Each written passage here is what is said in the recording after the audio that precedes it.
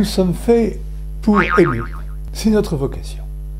Or, il se trouve que parfois nous avons des empêchements. Nous n'arrivons pas à aimer. Nous n'arrivons pas à aimer, nous voudrions bien, et puis il y a des espèces de blocages. Mon propos, c'est d'examiner ces blocages en toute simplicité.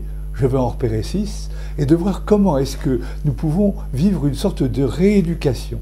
Il s'agit d'une rééducation parce qu'il s'agit de conditionnements. Ces conditionnements ne sont pas forcément coupables, mais ils sont de telle sorte que ça bloque le mouvement de l'amour de notre cœur.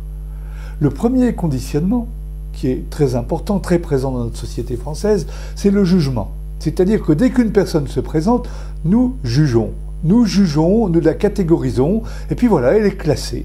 Et généralement, ce jugement est toujours un peu défavorable. C'est grave, hein.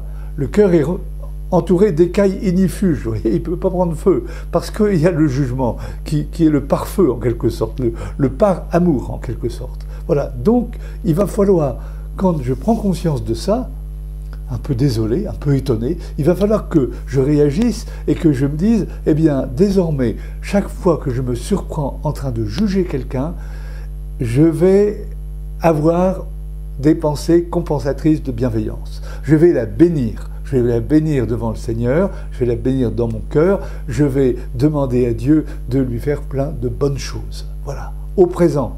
Et je vais remercier le Seigneur de ce qu'il a fait en aide dans le passé, et je vais remercier le Seigneur de ce qu'il va faire en aide dans le futur.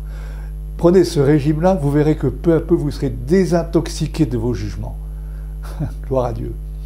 La deuxième chose, le deuxième conditionnement, c'est le cœur qui est froid. Pas par sa faute, mais il y a eu une espèce de retrait émotionnel très fort, qui vient d'un choc qui a eu lieu dans l'enfance, par exemple. L'enfant qui s'est senti abandonné durablement par ses parents. L'enfant qui a vécu des traumatismes parce qu'il a été pris dans des scènes de violence terribles, épouvantables. Et ça a créé un choc énorme, un retrait du cœur qui, du coup, n'ose plus aimer. Il n'ose plus aimer. Et tout l'être, le psychisme et le corps, d'une certaine façon, est froid. Est froid, oui. Parce qu'il y a eu un effroi énorme, considérable. Et là, il va falloir aussi qu'il y ait un réapprivoisement de l'être, un réapprivoisement du cœur et du psychisme et du corps, pour savoir que, au fond du fond, toute cette période terrible à laquelle on repense, il faut y repenser, il faut y repasser pour voir qu'on a été aimé par le Seigneur, que le Seigneur a été là mystérieusement, que s'il n'avait pas été là pour porter ça avec nous, pour porter notre peine, notre souffrance, comme seule une mère est capable de le faire, eh bien, nous ne serions pas là. Nous avons été aimés en secret par notre Dieu qui a porté tout ça. Et si ça se trouve, nous avons été aimés plus que d'autres qui ont vécu une vie sans problème majeur. Voilà, se réapprivoiser à l'amour. Troisième cas de figure, c'est le conditionnement à l'émotionnel. On a toujours été dans l'émotionnel. Chérie, fais-moi peur.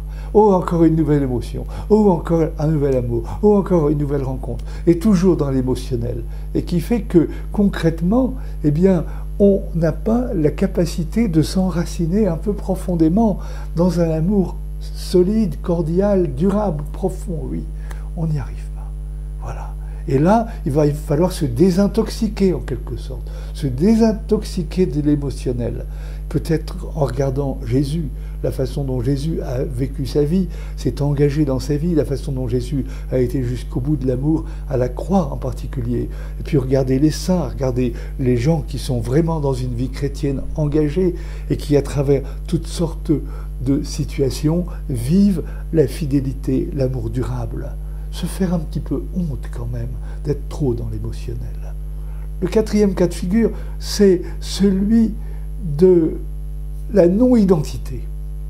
La personne qui n'a pas pu dire vraiment « je », parce qu'il y a toujours eu des parents extrêmement autoritaires, une mère qui avait toujours les questions et les réponses, un père qui disait bah, « de toute façon, tu n'as qu'à te taire, tu n'as qu'à dire oui, c'est tout ».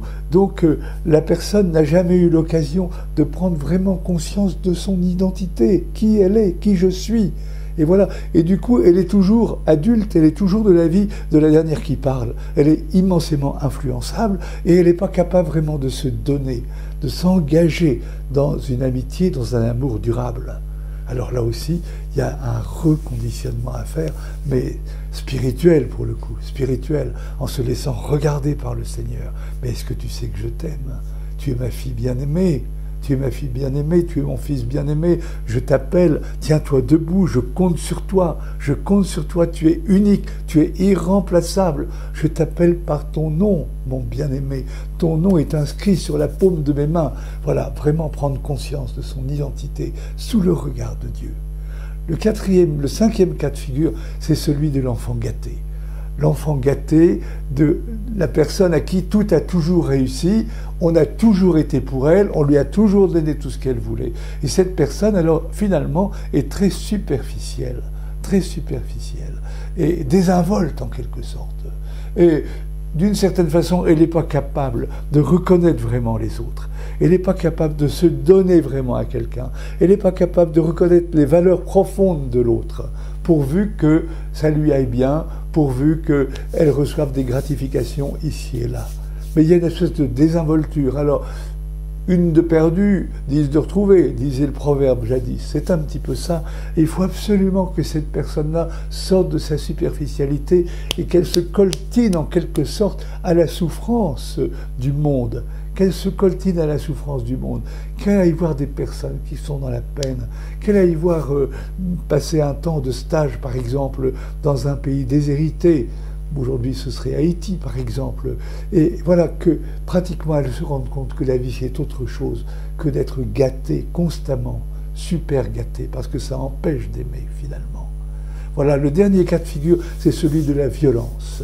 La violence, il y a des cultures de violence, il y a des milieux de violence, quelquefois c'est dans des familles très pauvres, quelquefois c'est dans d'autres familles où on s'est tellement battu pour la vie, pour gagner sa fortune. Alors c'est toujours là, le coup pour coup, œil pour œil, dent pour dent. Voilà, tu me tapes, je te tape, et si tu essaies de me faire un petit tort, tu vas voir ce que tu vas prendre. Donc on est dans ce langage-là, qui est le contraire du pardon. Et donc il va être très important, là aussi, de prendre conscience de ce conditionnement et de se dire, mais il y a une autre manière de vivre. Il y a une manière de vivre dans la bienveillance, dans la sérénité. Il y a une manière d'apprendre à accueillir le pardon de l'autre et aussi à donner son propre pardon. Donc ça va être une rééducation dans le sens de la charité du Christ. Vous sentez bien qu'à travers tout ça, il y a des rééducations tout à fait spécialisées à faire selon les 6 cas de figure que j'ai essayé de développer. Alors, essayons de nous y mettre, voyez, pour que ces conditionnements qui ne sont pas forcément des péchés, ce sont des cultures, ce sont des manières de vivre qui nous ont été en quelque sorte imposées et qui nous ont imprégnés. Eh bien voilà, il s'agit peu à peu de sortir de là en contemplant la charité du Christ, l'amour dont Dieu nous aime, et peu à peu, de nous déconditionner pour être libre à aimer, libre, complètement libre, pour que le mouvement de notre cœur puisse se réaliser et que nous puissions aller vraiment et vers les autres et vers Dieu de tout notre cœur, un cœur sans cesse plus large, plus profond pour aimer. Voilà. Essayons de vivre ça et nous ne perdrons pas notre temps. Chaque jour sera un jour où nous entrons de plus avant dans l'amour auquel Dieu nous appelle.